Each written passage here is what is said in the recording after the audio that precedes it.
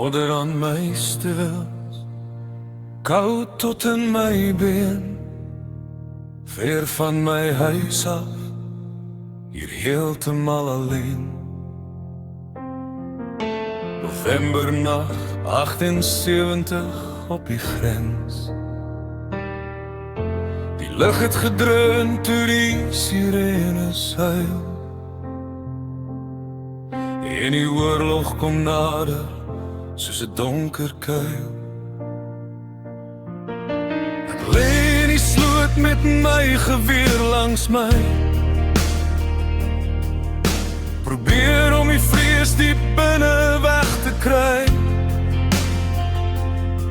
Toe kom die posman deur die rook en die reën,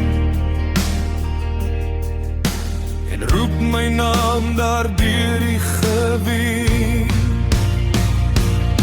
Ek hou jou briewe styf teen my bors, soos 'n stukkie ys in hierdie oorlogsvors, terwyl die bomme val en die aarde skud, het jou woorde my deur die donker gedra. Jy skryf my lief, ek wag vir jou, maak nie saak waardeur ons nou moet gaan nie. Met elke woord het my hart weer geglo, terwyl die wêreld rondom my ontplof. Die papier bewe in my hand, vol modder van hierdie vreemde land. Ek lees elke sin weer en weer, en voel jou liefde al hoe meer.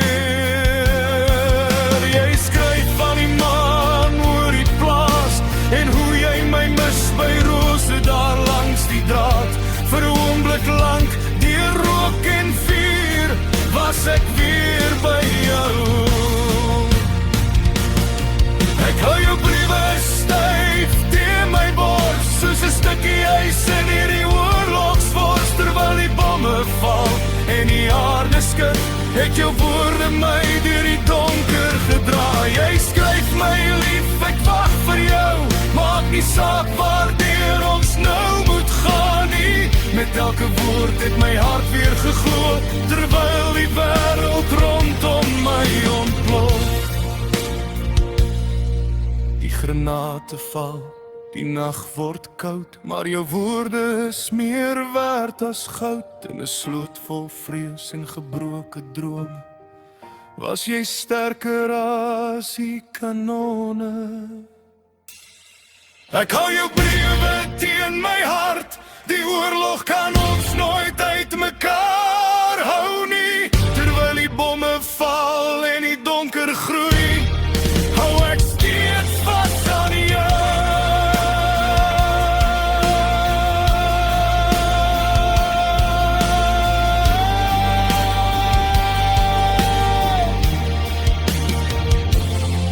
En as ek terugkom van hierdie stryd, sal ek jou weer vashou mettertyd.